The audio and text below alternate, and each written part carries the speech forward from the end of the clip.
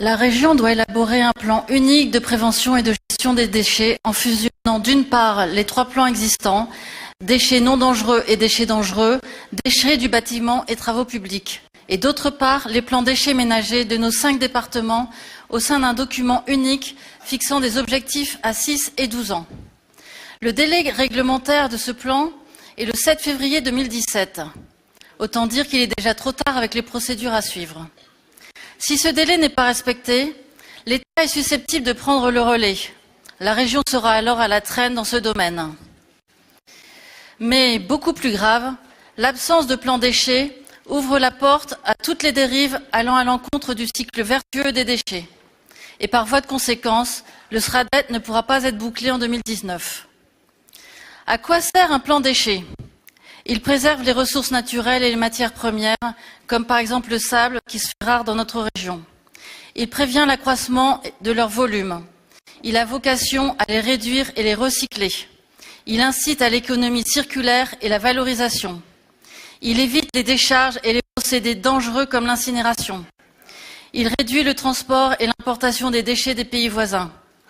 Il donne une deuxième vie par les ressourceries.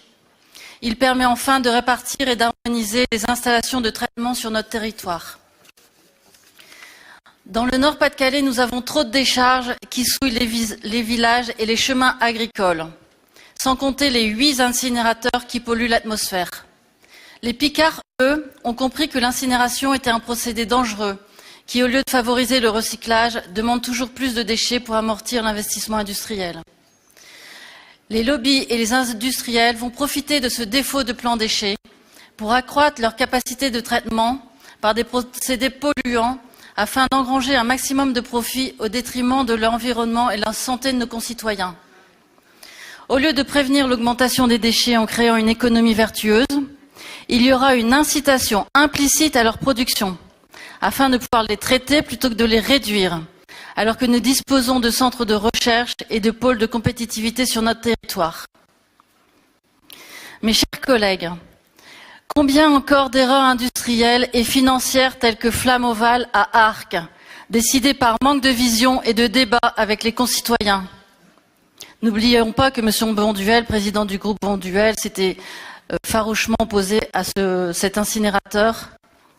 Combien de décisions à contre-courant des commissions d'enquête ? Combien de décharges et d'incinérateurs à court et moyen terme? Combien de temps cela va-t-il encore durer? Où en est l'harmonisation des plans? Quelle ambition politique déchets pour notre région? L'ancien exécutif régional n'a jamais assumé sa compétence déchets dangereux. Est-ce que la tradition de l'ancien exécutif va perdurer? Ce n'est pas en mettant la poussière sous le tapis que ces dossiers vont trouver une solution, bien au contraire. Sans plan déchets, pas de SRADET, pas d'aménagement du territoire. Cette volonté politique de minimiser ce volet du SRADET montre un réel manque d'anticipation sur ces dossiers. À côté de combien d'emplois vertueux passons-nous? Pourquoi les élus ne prennent-ils pas leurs responsabilités? Pourquoi cette frilosité? Pourquoi ne pas suivre tout simplement les recommandations des commissions d'enquête et saisir cette opportunité pour aller plus loin que les départements? Pourquoi perdre la main au profit des préfets et des lobbies industriels? Pourquoi ne profitons-nous pas des financements importants de l'ADEME pour faire un point sur la situation et poser des perspectives? Pourquoi les départements et les associations environnementales qui ont une véritable technicité ne sont-ils pas sollicités pour accompagner la région dans la gouvernance de ce dossier? Pourquoi ne pas saisir cette opportunité pour prendre le tournant de l'économie verte qui, pour le coup, viendra aider à la création des 60 000 emplois promis par M. Xavier Bertrand? Pourquoi laisser notre terre nourricière à la dérive ainsi que la santé de nos concitoyens? La région a-t-elle décidé de conserver le taux de mortalité le plus élevé de France? Ces enjeux transversaux sont considérables. C'est une question de bon sens et de volonté. Nous avons un rendez-vous avec l'histoire et nos concitoyens, ne le laissons pas passer.